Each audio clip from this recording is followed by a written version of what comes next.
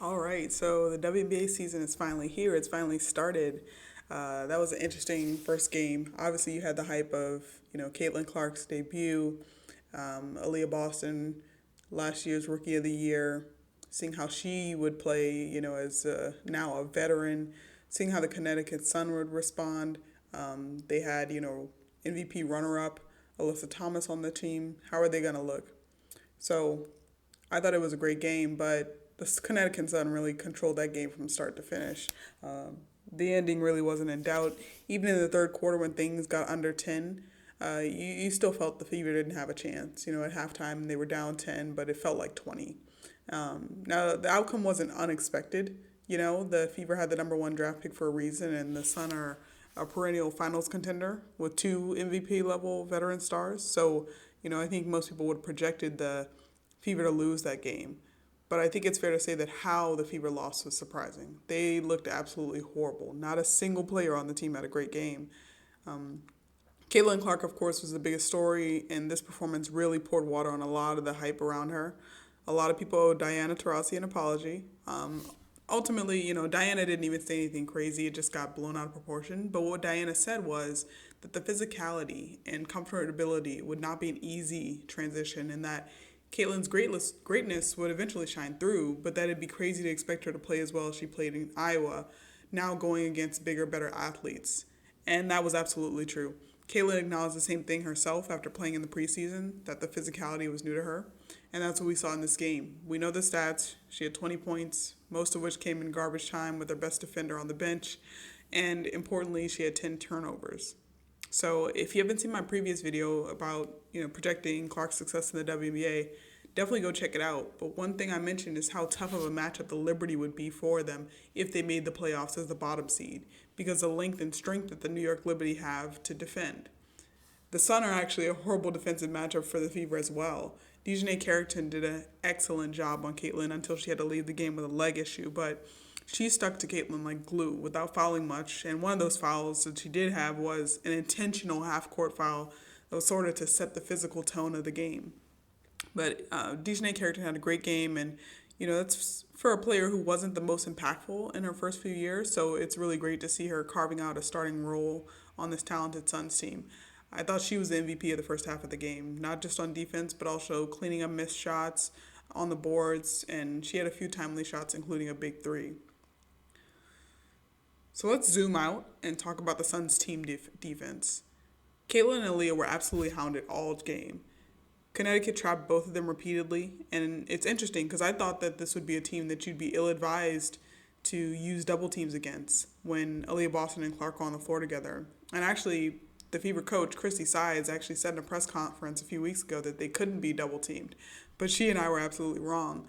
Now, it's probably not the best idea to double team Caitlin or Aaliyah Boston in space, but what Connecticut did was if they were both on the floor, they would draw Caitlin near the paint. So, like, on the baseline or the right hand sides of the right or left hand sides of the court in the corner, and get her near the paint.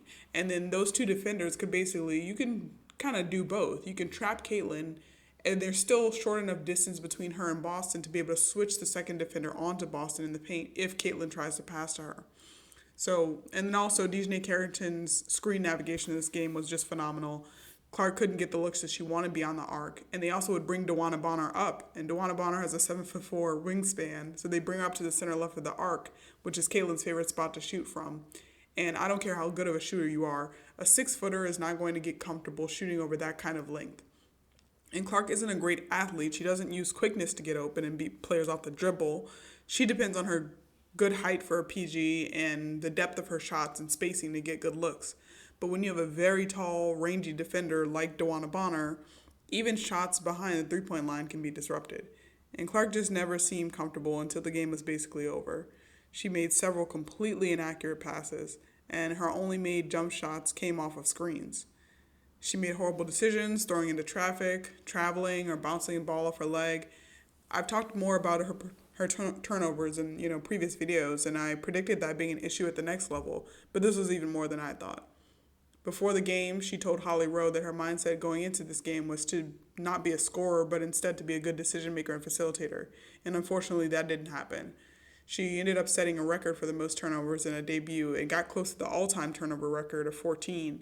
So she's got to settle down because she's an incredible passer. That's like one of her elite skills. These are all those misses that she made, all those horrible passes are all passes she can make in her sleep. So I'm confident that will improve, and I think it was just, you know, the game was out of hand almost from tip.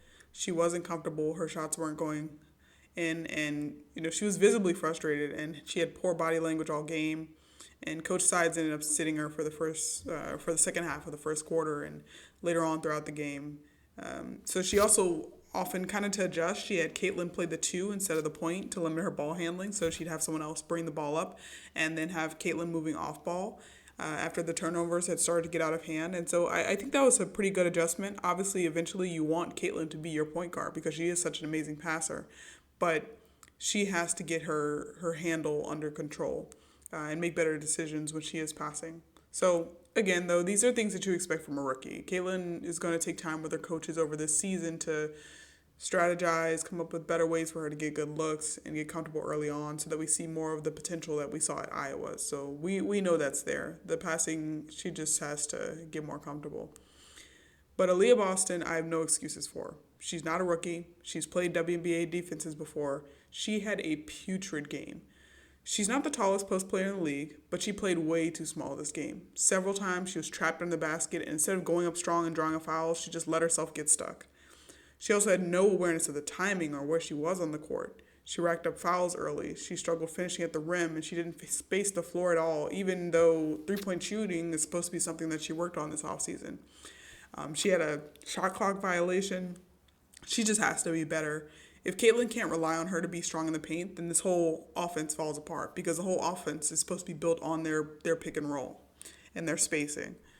So overall, the Fever's offense felt super stagnant. Even beyond Caitlin and Aaliyah Boston, they can play better, they can play faster, and they need to. Their pace in the preseason was faster, and of course, defenses aren't as tough as, they are in the regular season, but still, they can play better than they did tonight. There was no ball movement.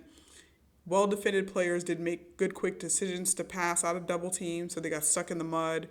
And on the occasion where Caitlin or someone else made a good pass, the recipients of those passes were missing their shots. So in the third quarter, when the game was technically still within reach, Caitlin drew a few defenders, and she delivered a perfect ball to a wide-open Katie Lou Samuelson in the corner, and she blew the three.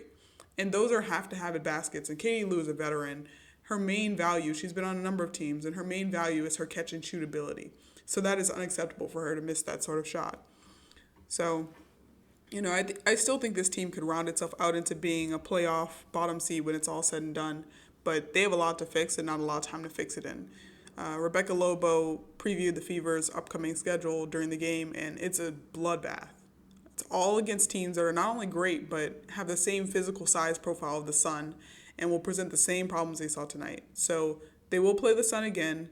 They'll play the New York Liberty, who have Stewie and Jonquel Jones. They'll play the Seattle Storm with Ezzy Magmagor and Neko Gumake. And then finally, they'll play the reigning back-to-back champion Aces with Defensive Player of the Year Asia Wilson, who will certainly stifle Aaliyah Boston. So let's see if they can learn and grow during this tough stretch and come out of it with the right attitude and ready to rack up some wins in the softer parts of their schedule. As for the Sun, the team who won this game, anyone who watched the WNBA would have, like I said, expected that they would win. But I still think it was a really good sign how they played. Alyssa Thomas was back to her two-way MVP-level dominance. DeWanna Bonner's scoring was as great as ever.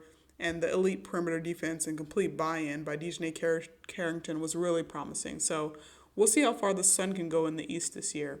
And, these teams, they'll play again. We'll see how it looks the second time around. Hopefully, for the Fever's sake, they can be a little bit more composed. Again, I wouldn't expect them to win, but they have got to play better, and they can play better.